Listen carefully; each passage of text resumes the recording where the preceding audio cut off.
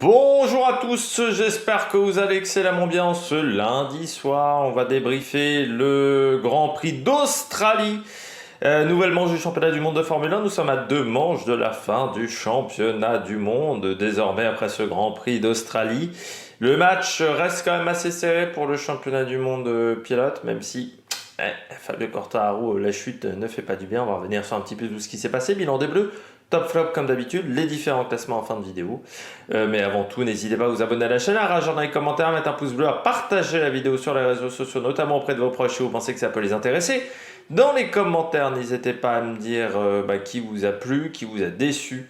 Est-ce que vous êtes inquiet pour le titre pour Fabio Quartararo? Est-ce que vous pensez que c'est fait pour Francesco Pecco Bagnaia? Et puis n'hésitez pas à mettre un pouce bleu et à vous abonner à la chaîne. Quand vous abonnez à la chaîne, vous pouvez rajouter la petite cloche, comme ça vous êtes au courant des dernières vidéos qui sortent sur la chaîne, notamment les vidéos sport mécanique, les vidéos cyclisme. Il y aura des vidéos cette semaine, notamment on fera un bilan de ce qu'il y aura en cette fin de saison. Et le mois prochain, on aura pas mal d'enregistrements. Je vais pas mal enregistrer mardi, mercredi, vendredi aussi. Là, je vais être sur une très très grosse semaine d'enregistrement pour avoir un petit peu d'avance pour la fin d'année. Je vous dirai un petit peu tout ça demain ou après-demain. Et puis il y aura les présentations également des grands tours qui arriveront cette semaine. Circuit toujours aussi beau, Phillip Island, hein. On n'y était pas allé depuis quelques années avec la Covid, mais cette piste est toujours aussi fantastique, aussi magnifique du côté de Phillip Island, avec un circuit qui est magnifique, des mouvements de terrain, des virages à haute vitesse. On va vite, surtout à Phillip Island, et tous les pilotes adorent cette piste. Et ça nous a donné en plus souvent des très belles courses. Et là encore, on a eu une belle course avec des rebondissements, avec du spectacle, avec des dépassements, avec un paysage magnifique. Voilà, on s'amuse toujours. C'est toujours un Grand Prix extrêmement passionnant, extrêmement plaisant. Phillip Island. Moi, c'est une piste que j'adore. Et je trouve que les courses sont toujours très spectaculaires. Donc voilà, j'ai passé un bon moment avec des qualifs aussi qui étaient assez serrés entre les différents pilotes. Bon, c'est dommage le décalage horaire, mais en fait, c'est le seul défaut de Phillip Island pour un Européen, c'est le décalage horaire. Parce que sinon, cette piste est absolument fantastique. Et c'est vrai que là, en plus, la course était à 4-5 heures du matin. J'ai pas eu en direct, hein. J'ai regardé en replay. Donc voilà, c'est toujours des horaires un petit peu particuliers pour chacune des séances. Mais ça permet, moi, que je regarde les Grands Prix l'après-midi. Là, j'ai regardé ce matin, ce lundi matin, la course. J'avais regardé la qualif hier soir pour regarder ce Grand Prix d'Australie. La note du GP, 17 sur 20. Une belle bagarre à la fin. Cette grosse bagarre pour le top 7, la grosse bagarre pour la victoire, ce dépassement dans le dernier tour. Il y a eu beaucoup de dépassements. On a aussi une belle qualif, un peloton qui était très resserré, ce qui est rare cette année. Le peloton resserré en plus, c'est vrai qu'il y a eu pas mal de courses où le peloton n'était pas vraiment très resserré. Et puis on a eu des très beaux dépassements. Et je voulais notifier aussi la réalisation télé, qui est toujours bien réalisée à Phillip Island avec des plans de caméra qui sont un peu différents des autres pistes. Et je trouve que c'est toujours très bien fait, notamment le plan sur la ligne droite d'arrivée. Je trouve qu'ils arrivent toujours à se débrouiller pour avoir des plans de caméra magnifiques. Et la réalisation, ça fait aussi beaucoup pour le fait que je prenne du plaisir ou pas sur un Grand Prix. Voilà, je crois qu'on a un petit peu tout dit en avant-course. On passe tout de suite au bilan des Bleus. Le bilan des Bleus, je commence avec Fabio Quartararo. Fabio donc, qui tombe pendant le Grand Prix et qui partait 5e sur la grille de départ. Un dernier secteur qui a été très compliqué pour Fabio à chaque fois. Dernier secteur qui est aussi un secteur moteur, forcément avec la Yamaha assez compliqué. Et en course, encore des soucis, j'ai l'impression, de pneus pour Fabio qui a déclaré en interview à Canal+, je ne prends aucun plaisir. Ça, c'est quand même pas très rassurant pour les 2 dernières courses. C'est pas fait encore pour le championnat. J'ai envie de dire, l'écart est pas encore trop important. Il y a 14 points d'écart, 14 points de course. Il peut encore se passer beaucoup de choses en Malaisie et à Valence. Même si ce sont plutôt des circuits qui, je pense, seront favorables, surtout Valence à Ducati. On l'a vu l'année dernière, ils avaient fait un quadruplé sur cette piste. Mais ce qui est inquiétant, c'est qu'on a l'impression que Fabio, il sent que ça va pas aller bien sur les 2 prochaines courses, qu'il est presque désabusé et qu'il attend l'année prochaine. Et c'est ça ma peur un petit peu du côté de Fabio, c'est que j'ai l'impression que là, il a baissé les bras, il a lâché l'affaire. J'ai cette impression-là que j'ai eue avec l'interview d'après-course. Pourquoi je dis qu'il y a un problème de pneus? Je vais revenir là-dessus. Parce que j'ai le sentiment que ça fait plusieurs courses, on nous parle de on n'est pas parti avec la bonne pression des pneus, et j'ai l'impression qu'ils n'arrivent pas à comprendre comment marchent les pneus. Vraiment. Du côté de Yamaha. Il y a certes le problème moteur, ça c'est clair et net. Bon, ils vont pas l'améliorer d'ici à la fin de saison. À Phillip Island, vu la ligne droite, ils ont pris cher dans le quatrième secteur et dans le début du premier secteur. Mais en course, c'était pas le problème de moteur qu'il y a eu. C'est une moto hyper instable avec, j'ai l'impression, des pneus qu'on n'arrive pas à faire fonctionner.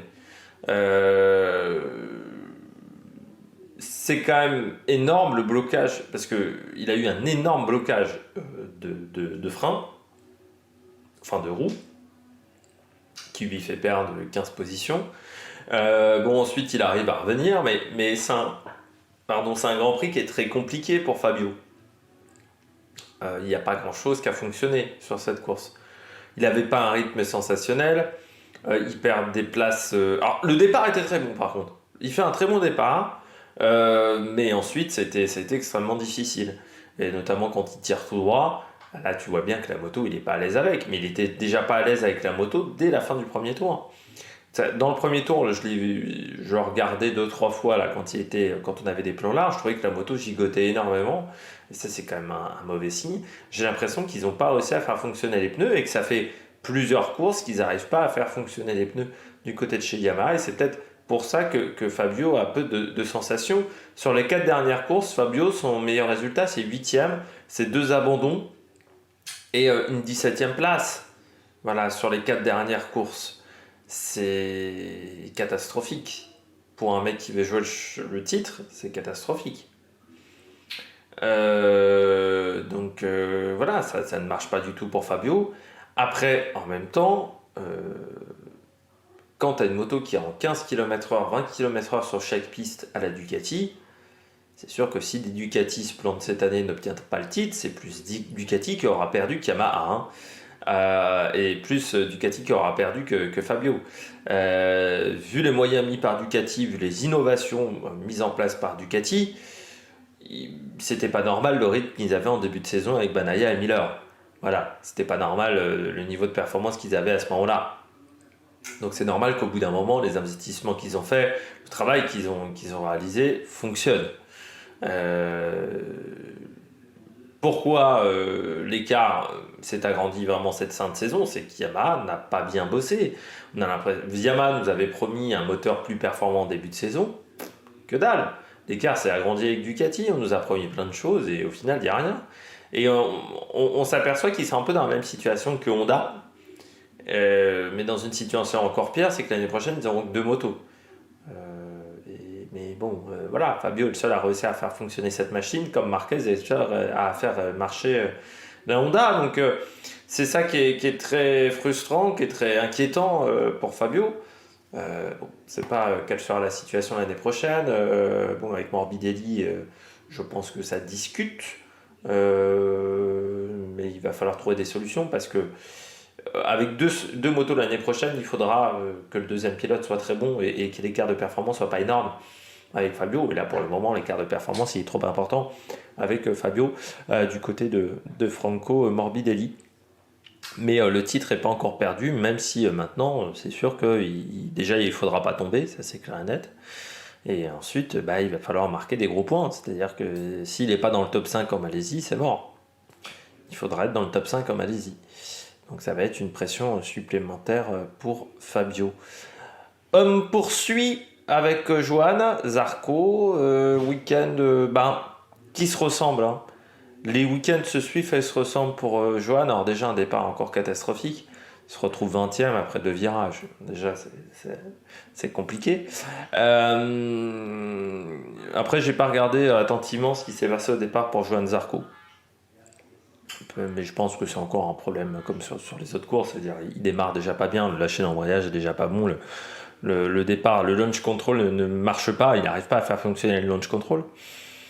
Mais surtout du côté de Johann Zarco, les week-ends se suivent parce que ça fait 4 courses, on a l'impression qu'il peut pas jouer la gagne.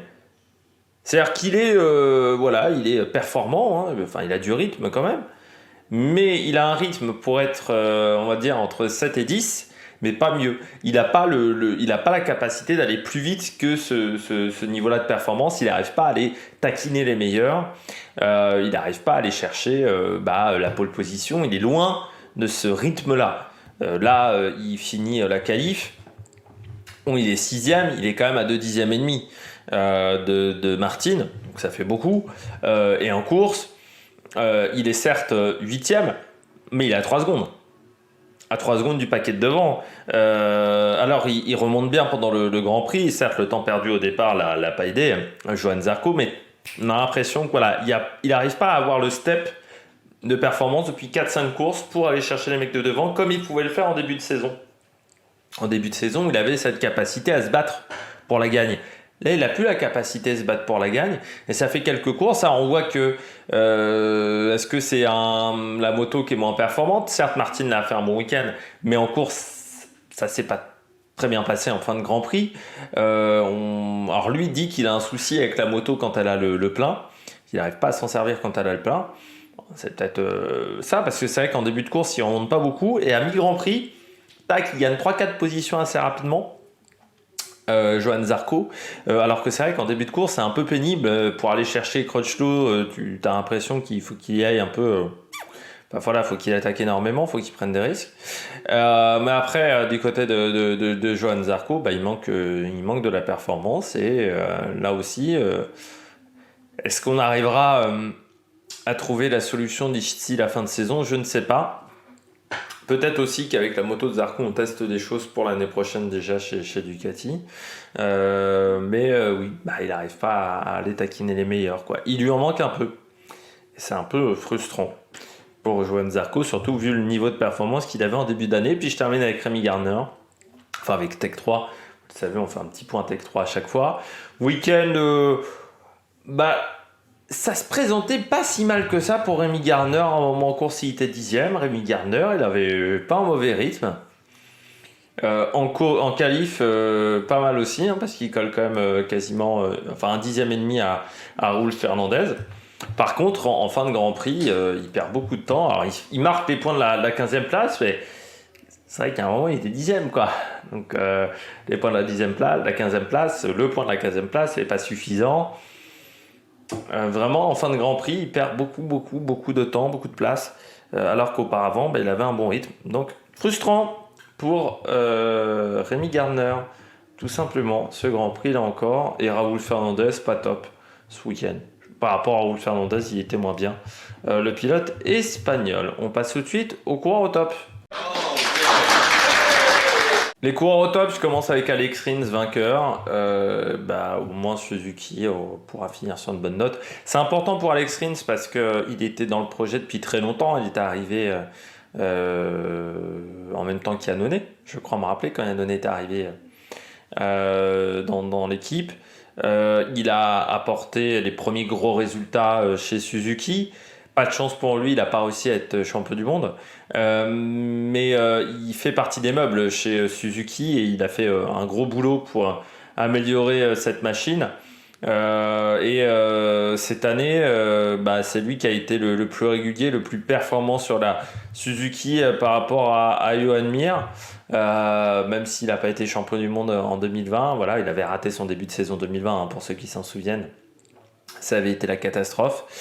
Il finit pas mal avec cette victoire. C'est la première victoire de la saison pour lui. C'est la première victoire depuis longtemps même, je pense, pour lui. Bon Grand Prix d'Alex Rins, vraiment avec du rythme. Il a été opportuniste sur la fin, mais de toute manière il pouvait prendre des risques, il avait rien à perdre. C'est un peu comme Marc Marquez, les deux peuvent prendre des risques parce que de toute manière par rapport à Bagnaia il n'y avait pas le même niveau de problème. Et je trouve qu'il a fait une belle course, Alex Rins, vraiment. Il avait un bon rythme, il part 10ème, Mais j'ai envie de dire que déjà quand il se qualifiait direct en Q2, Alex Rins, c'est souvent bon signe. C'est un peu comme Bastianini, ce ne sont pas les deux meilleurs pilotes en qualification loin de là, mais par contre ils sont très bons le dimanche. Et il a encore reprouvé qu'il pouvait être très bon le dimanche en partant loin en qualif. Donc voilà, le titre pour Alex Rins, le titre, la victoire, pardon, pour Alex Rins, ce qui lui permet de se replacer 8e devant Jorge Martin, devant Miguel Oliveira, aussi au championnat du monde, le pilote espagnol. J'ai pas grand chose d'autre à dire. Oui, je pense que cette vidéo va être un peu plus courte que d'habitude parce que c'est un grand prix que j'ai pris du plaisir à regarder, mais je passe forcément 150 choses à analyser. Deuxième pilote au top, Marc Marquez. Certes, la course est intéressante pour Marc Marquez, il finit deuxième, le rythme était là. Il a tenu toute la course sur un circuit qui n'est pas toujours facile. Bon, ça c'est sûr que c'est très satisfaisant pour Marc Marquez et depuis son retour, voilà, ça fait 3 grands prix qu'il est dans le top 5. Donc ça montre qu'il arrive à être performant. Moi, ce qui m'a sidéré, c'est par contre Marc Marquez, c'est cette capacité à rattraper sa moto. Notamment en qualif, où il fait une manœuvre qui est assez formidable. Mais même en essai libre, on a retrouvé le vrai Marc Marquez. Il a plus peur. On le voit quand il ose sa chaussure sur le podium. Il a plus peur de son bras. Ce qui a été le problème lors de son précédent retour, où il était à chaque fois inquiet. Tu sentais que il rattrapait pas ses problèmes avec sa machine. Il pouvait pas prendre les risques qu'il prenait avant son accident à Jerez. Là, il peut désormais aller à 100% en termes de performance. Il a pu cette peur qu'il avait auparavant avec son bras et ça se voit notamment dans sa manière de récupérer la machine. Il est de retour. Marc Marquez, il finit fort la saison, donc il va être confiant pour l'année prochaine. Si Honda arrive à faire une moto plus facile à faire fonctionner, ça sera top. Ça sera top. Et puis si en plus il y a plusieurs pilotes Honda qui arrivent à être performants, ça sera top aussi. Mais Marc Marquez est de retour. Et ça, c'est un facteur à prendre en compte pour l'année prochaine. Après, il faudra que Honda travaille bien pendant l'intersaison. C'est vrai que Honda, cette année, outre le fait que la moto était très pénible, je trouve que les ingénieurs de Honda ont été un petit peu feignants en allant copier beaucoup d'idées de chez Ducati sur la manière de concevoir cette Honda. Donc j'espère que l'année prochaine, on aura des idées neuves et arrêtera de copier sur Ducati. Et surtout, copier sans comprendre, ça n'a pas d'intérêt dans les sports mécaniques. Donc c'est bien de copier, mais c'est mieux de copier et de comprendre comment ça fonctionne au niveau des pièces. Je termine avec Bastianini. Grand prix solide, hein, pour un mec qui part loin sur la grille de départ. Bastianini finit 5e dans le paquet de tête. Bon rythme en course, né à Bastianini. Pourtant, le week-end n'était vraiment pas simple. Pas forcément hyper à l'aise avec la machine. C'était pas forcément hyper performant. Et puis, il a trouvé quelque chose pour faire fonctionner la moto le dimanche et il est pour le moment 4e du championnat du monde. Il a un petit peu d'avance sur Jake Miller qui s'est fait rentrer dedans par Alex Marquez. C'est plutôt ça le vrai terme. Mais Bastianini, il est vraiment pas mal. Et je pense que la fin de saison va être très intéressante pour Enea, qui prend encore de l'expérience, qui prend de la confiance. Si l'année prochaine, il devient plus régulier, ça sera le vrai travail qu'il devra faire Enea Bastianini. Pecco Bagnaia pourra s'inquiéter d'avoir un équipier performant. Mais il faut qu'il travaille encore sa constance. Bastianini, quand il sera constant, quand il sera un pilote plus fiable, ça deviendra un pilote très performant. Il l'est déjà le dimanche quand il est à l'aise. Et puis, bon, même s'il est un peu moyen en qualification, il y a des pilotes qui étaient moyens en qualification et qui ont réussi à faire des merveilles ensuite et à être champion du monde. Donc, c'est pas si inquiétant que ça pour Bastianini, je trouve. Surtout que c'est pas du niveau non plus de Mir et de Alex Rins avec la Suzuki. Et regardez, Johan Mir, il avait quand même été champion du monde en faisant pas des grandes qualifications l'année de son titre. On passe tout de suite au bonnet d'âne. Les bonnets d'âne, je commence avec le premier Alex Marquez. Tu peux pas faire ça, quoi. Putain, c'est un pilote MotoGP. Euh, Tu peux pas rentrer comme ça dans un autre concurrent. Enfin, c'est pas normal. Alors certes, il s'excuse, bon voilà, mais il y a une non-maîtrise totale de son véhicule, là. C'est pas la première fois qu'il fait ce type d'erreur. En plus, Marquez, il a plusieurs fois fait des erreurs comme ça. Là, il y est allé à bowling, quoi, un strike complet. Et pour moi, c'est un problème. C'est un problème. Et puis, c'est con parce que c'est peut-être le seul week-end de l'année où il avait du rythme, Alex Marquez. Et il gâche en plus en faisant ça. Mais pour moi, je ne sais pas si ça a été indiqué, j'ai oublié de regarder s'il y avait une pénalité. Je crois qu'il s'est pris une pénalité pour le prochain Grand Prix sur la grille de départ. Mais là, il est complètement responsable et ça, c'est une erreur. Je peux l'admettre en Moto 3 parce que les mecs sont jeunes. Pour un débutant en Moto 3, c'est Alex Marquez. Alex Marquez, il a maintenant de nombreuses saisons sur les Grands Prix, dans toutes les catégories. Je ne la mets pas pour un pilote comme ça. Tu peux pas faire une erreur pareille. Là, c'est une énorme erreur de pilotage. Voilà, c'est pas normal à ce niveau-là de compétition de faire ce type d'erreur de pilotage. Voilà, à cet endroit-là, c'est dangereux. Je trouve que Miller s'en sort bien même. Parce que ça aurait pu être très très grave. Vous voyez, vraiment le corps vraiment partir un petit peu dans tous les sens. Le corps de Miller, c'est toujours un petit peu choquant, ce type de choses. Mais Alex Marquez fait une erreur. Là, c'est à 100% de sa faute. Voilà, tu peux pas rater les freins à ce niveau-là en moto. Tu peux pas faire une erreur comme ça en moto GP. Donc, c'est pas normal. J'ai mis Miguel Oliveira. Bah, là aussi, comportement pas normal du tout. Alors Miguel Oliveira, ça fait quand même depuis quelques temps, je trouve qu'il y a une inconstance. Bah là encore, c'est-à-dire le week-end dernier, il gagne. Là, il roule en dehors enfin sur la trajectoire, il pète le tour de Bastianini. C'est vrai que en parlant de la mauvaise qualif de Bastianini, il faut aussi prendre en compte que Miguel Oliveira l'a pas aidé. Il a Miguel Oliveira. Il fait un essai de départ dans une zone non autorisée, ce qui est hyper dangereux. Ça, c'est inadmissible aussi pour un pilote MotoGP. C'est un comportement vraiment. C'est dangereux pour lui, mais c'est dangereux pour les autres pilotes. Si tu as 200 km/h, que tu rentres sur un pilote à l'arrêt buffet fait vraiment pas du bien. Dans tes os, dans ton corps, il y a un petit peu des os qui vont se transformer en charpie.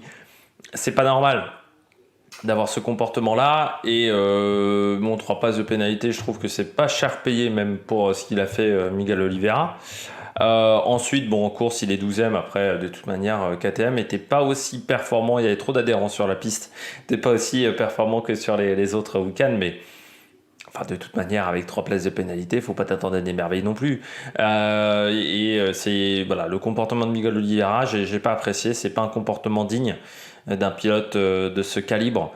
Donc c'est pas normal de faire ce genre de choses. Et puis je termine avec Vignales. Compliqué Vignales ce week-end, 17ème. Pas de rythme avec l'Aprilia. Il l'a dit, il allait moins vite que des pilotes Moto 2. Il finit loin et puis il finit vraiment, on l'a pas vu du week-end quoi. Vignales, pas du tout à l'aise. Je m'attendais même à beaucoup mieux de la part d'Aprilia parce que c'est vrai que c'est le circuit où ces machines s'étaient révélées en 2019. Et là, j'ai trouvé vraiment que chez Aprilia, Alex Espargaro fait 9e, ce qui n'est pas top, surtout qu'en qualif, il perd des places par rapport à sa qualif. Et Vignales, c'est encore pire. Vraiment pas de rythme ce week-end chez Aprilia. Et Vignales, c'est dommage parce qu'il sort ça le fait peut-être sortir du top 10, ça. Ah oui, certainement, oui, que Rins était à 137 points désormais. C'est dommage, de sortir du top 10 alors que Vignales fait plutôt une deuxième saison, une première saison complète et une deuxième saison, on va dire, chez Aprilia, plutôt très intéressante. Je trouve qu'il a retrouvé du poil de la bête. Il a retrouvé des bonnes sensations sur cette machine. Donc surpris que pour Vignales. Voilà, sur ce week-end, ça ne marche pas du tout. Il y a eu quelques week-ends comme ça où Vignales a eu du mal à trouver ses repères. Ça sera, voilà, faut voir pourquoi sur ces week-ends-là, il n'a pas réussi à tirer la quintessence de son matériel, alors que Alexis Espargaro a souvent été assez régulier. Et je trouve que sur Aprilia, ça fait depuis quelques courses, on a un peu plus de mal avec cette moto. Ça serait important également d'essayer de comprendre pourquoi est-ce que ce sont des évolutions qui ne marchent pas du côté de cette machine. Est-ce qu'on a fait des erreurs au niveau du travail à l'usine. Je crois qu'on a tout dit. On va passer aux différents championnats. Je commence avec le championnat du monde pilote. Francesco Bagnaia en tête avec 233 points, c'est-à-dire 14 points d'avance sur Fabio Quartararo. Alexis Espargaro est à 23 points désormais. Il va falloir lui aussi qu'il aille, je pense, gagner la prochaine course. Ça serait mieux du côté d'Alexis Espargaro. Enea Bastianini est à une quarantaine de points. On retrouve ensuite Jack Miller, Brad Binder, Johan Zarco, Alex Rins, ensuite Errore Martin, Miguel Oliveira. Il y a un point seulement d'écart entre Brad Binder et Johan Zarco. C'est très serré entre les deux pilotes. Marco Bezzecchi, lui, est meilleur débutant. Bon, après un meilleur débutant qui est 14e du championnat, il faudra voir l'année prochaine ce que ça donne encore pour Marco Bezzecchi. Deuxième, Fabio Di Gianantonio, Brad Binder 22e, Rémi Gardner 23, Raoul Fernandez 24. C'est vrai que la concurrence autour de Marco Bezzecchi pour ce titre de meilleur débutant n'a pas été sensationnelle. Du côté du classement des constructeurs, Ducati est en tête avec 407 points. Aprilia prend de la marge désormais sur Ducati avec 242 points. Avec 15 points d'avance sur Yamaha. On retrouve ensuite KTM, Suzuki 5e qui prend également un petit peu de marge par rapport à Honda, mais le match est serré pour savoir laquelle des deux marques japonaises finira dernière au classement des constructeurs. Et puis au niveau des classements par équipe, Ducati en tête, deuxième Aprilia, qui là aussi prend un petit peu de marge sur KTM. On retrouve ensuite Pramac qui revient à égalité avec KTM, puis Yamaha. Le team Gresini, Yamaha qui ne fait pas la bonne opération avec un double abandon. Suzuki 7e qui revient à égalité avec Gresini. La VR46 8e, Honda 9e et LCR 10e. J'espère que vous avez aimé cette vidéo. Prochain Grand Prix, ça sera le Grand Prix de Malaisie, ça sera le week-end prochain. On fera le débrief lundi ou mardi, peut-être mardi pour le Grand Prix de Malaisie. Ou dimanche si j'arrive à tout voir dans les temps. C'est vrai que ça pourrait être dimanche. Tout dépendra. Ouais. On verra donc quand on fera ce débrief du Grand Prix de Malaisie. Ça sera la semaine prochaine. D'ici là, n'hésitez pas à vous abonner à la chaîne, à réagir dans les commentaires, à mettre un pouce bleu et à partager la vidéo sur les réseaux sociaux, notamment auprès de vos proches. Allez, ciao ciao sur l'Amérique Production.